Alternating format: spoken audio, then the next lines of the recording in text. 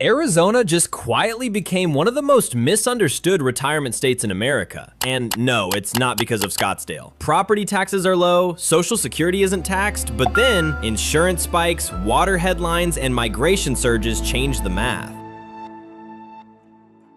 What nobody tells you is the real opportunities aren't in the glossy brochure cities. They're in the towns hiding behind mountain ridges, border highways, and old mining roads. This isn't surface level. We're skipping every place that shows up on the first page of Google. No recycled lists, just 12 underrated towns from Sierra Vista to Pinetop Lakeside, where government tax policy, healthcare access, elevation, and microclimates quietly create leverage in 2026. One of these towns sits near a national monument with homes under $200,000. Until people notice. Another has 4 seasons in a state people think is just heat and cactus. And surprisingly, a border city might be the most stable long-term play. Think you know Arizona's best retirement spots? Let's test that. Choosing wrong could cost you thousands or your sanity. And trust me, you're not ready for what's at number 2. If you care about making a smart move before everyone else does, hit subscribe. Consider it retirement insurance. By the end, you'll see things differently. Let's break it down. Number 12, Sierra Vista.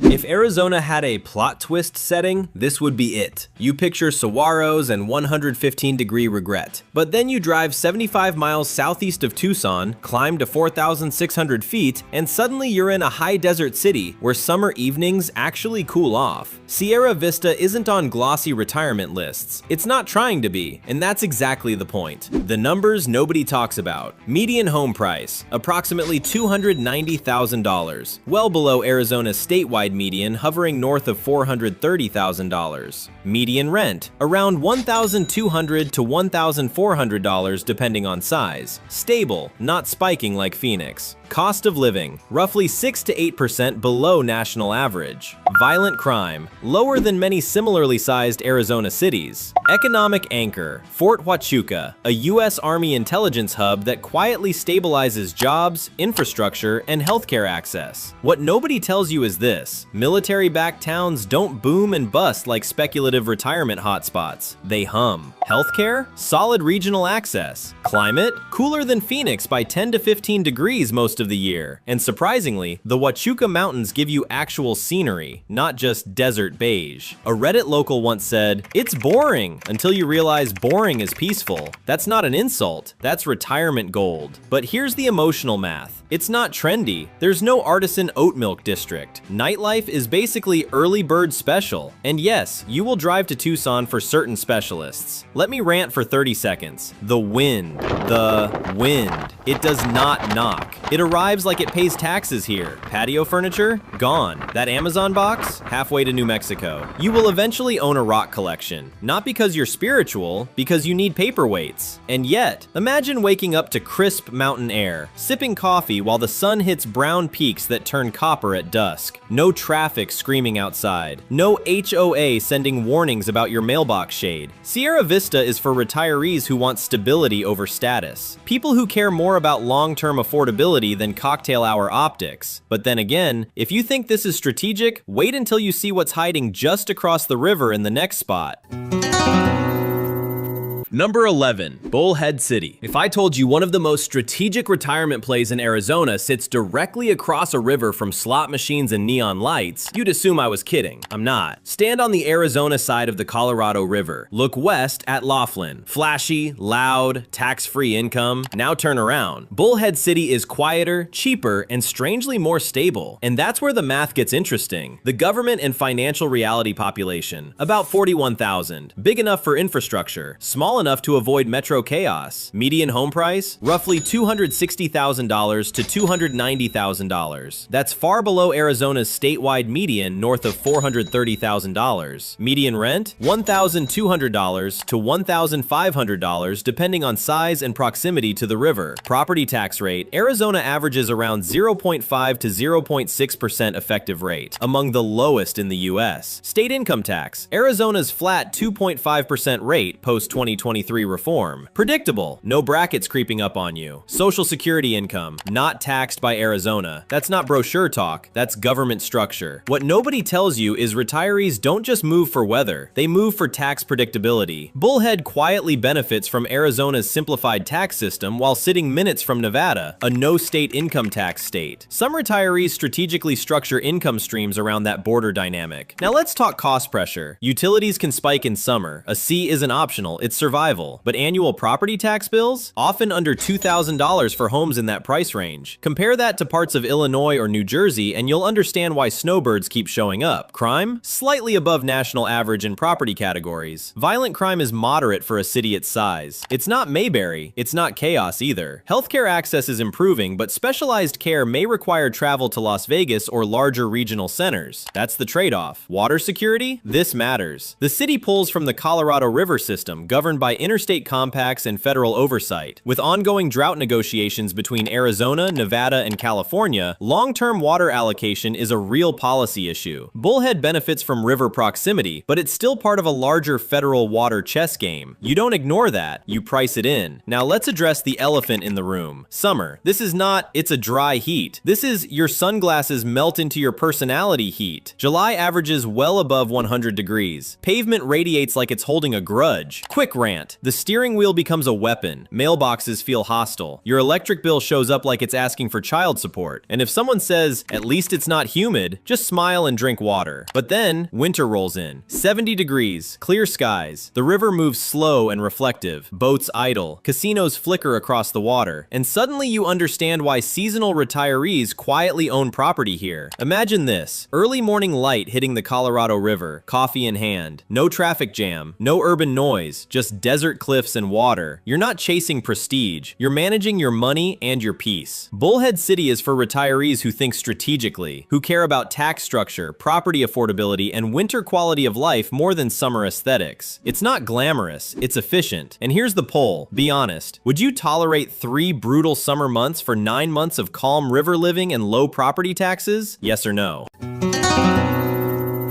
Number 10, San Luis. If I told you one of the cheapest places to retire in Arizona sits literally on the Mexican border, you'd probably pause the video. Good. Pause. Think. Because San Luis is not on retirement brochures. It's not on those top 10 desert dream towns lists. It doesn't have golf course branding or mountain postcards. What it has is something quieter, and in 2026, potentially more strategic. Population, about 38,000. Location, southwestern corner of Arizona, directly bordering San Luis, Rio, Colorado, Mexico. Now let's talk data. Median home price, roughly $220,000 to $250,000. That's nearly half the statewide median. Median rent, around $900 to $1,200 depending on size. Cost of living, below both Arizona and national averages. Property taxes, Arizona's low effective rate, approximately 0.5 to 0.6%, still applies. State income tax, flat 2.5%. Social Security, not taxed by Arizona. Here's where the government piece matters. San Luis sits at an international port of entry. Cross-border trade supports the local economy. Federal border infrastructure projects over the years have kept certain public services stable. It's not glamorous, but it's economically anchored. Unemployment has historically been higher than state averages. That's the tension. But retirees aren't moving here for corporate ladders. They're moving for cost control. Crime? Property crime runs higher than suburban Arizona averages. Violent crime fluctuates year to year, but generally aligns with similarly sized border cities. This isn't Mayberry, but it's not a lawless movie set either. Healthcare access is limited locally for specialized treatment. Yuma is about 20 minutes away for larger medical facilities. What nobody tells you is San Luis benefits from cross-border cost dynamics. Goods, services, and certain lifestyle expenses can be dramatically cheaper if you understand how border communities function. That's not brochure marketing, that's border economics. The emotional trade-off. Let's address the obvious. Yes, it's hot. Summer highs can hit 110 degrees plus. Yes, Spanish is widely spoken. Yes, it feels culturally different from central Arizona. That's not a downside, that's reality. If you move here expecting Scottsdale brunch culture, you're going to be confused. There are no $18 avocado toast debates. There are family-owned restaurants, border traffic, and pickup trucks that have seen things. And if you complain about authenticity, you might be the problem. But then, imagine this. You wake up early, desert sunrise, sunrise, quiet streets. You grab coffee from a local spot where the owner actually knows your name. The air is warm, but still. You're living mortgage light in a town most retirees never even researched. You're not chasing status, you're managing risk. San Luis is for retirees who value affordability, cultural depth, and practicality over prestige and polish. It's not for everyone. It's for people who think differently. Number 9. Douglas. Here's a sentence you don't hear often. You can still buy a historic home in Arizona for the price of a used luxury SUV. Welcome to Douglas. This is a border town. Old mining money built it. Copper paid for the architecture. And when the mining economy cooled, the spotlight left. But the bones? The bones stayed. Population, roughly 15,000. Location, southeastern Arizona, right along the US-Mexico border across from Agua Prieta. Now, let's talk strategy. Median home price, often between $140,000 to $190,000. Yes, in 2026. Median rent, typically $800 to $1,100. Cost of living, about 15 to 20% below the national average. Property taxes, Arizona's low effective rate, approximately 0.5 to 0.6%, still applies. State income tax, flat 2.5%. Social Security income, not taxed by the state, that's the government math. But here's the nuance. Douglas is part of a federally monitored border region. Infrastructure funding, customs operations, and cross-border trade keep a steady level of federal presence. It's not flashy economic growth, it's consistent public sector stability. Crime? Property crime can run higher than suburban Arizona norms. Violent crime fluctuates, but is not extreme relative to comparable border towns. This is not Scottsdale polished safety, it's working-class realism. Healthcare access is limited locally for advanced specialties. Larger care facilities are in Sierra Vista or Tucson. That's a real consideration. Now, here's the upside nobody markets: the architecture. Douglas has early 1900s brick buildings, historic districts, and homes with character you simply cannot build today at these price points. It feels like a movie set that forgot to become expensive. One local on a forum once wrote, "It's not fancy, it's honest." That might be the most accurate tourism slogan Arizona never used. Here's the tension. You're not moving here for nightlife. You're not chasing appreciation spikes. You're buying space, stability, and possibly a 1915 Craftsman with real wood floors instead of vinyl pretending to be wood. But yes, summers get hot. And yes, the economy isn't booming tech money. If you need a Whole Foods within 10 minutes, this isn't your spot. If you expect valet parking in a town built on copper and cattle, you're going to be disappointed. Douglas doesn't care about your Instagram aesthetic. It cares about whether your roof holds and your taxes are paid. But then, imagine this. You step outside at dusk. The desert air cools fast. Brick buildings glow orange under streetlights. It's quiet. Not noisy quiet, real quiet. You own your house outright. No massive property tax bill stalking you every year. You're not chasing status. You're protecting capital. Douglas is for retirees who value affordability, architectural character, and cross-border cultural depth over polish and pretense. Quick question, be honest. Would you trade trendy amenities for owning a home outright and living nearly mortgage-free? Yes or no? Number 8. Winslow. The one people joke about. The one tied to a certain classic rock lyric. And here's the twist. Most people stop there. Big mistake.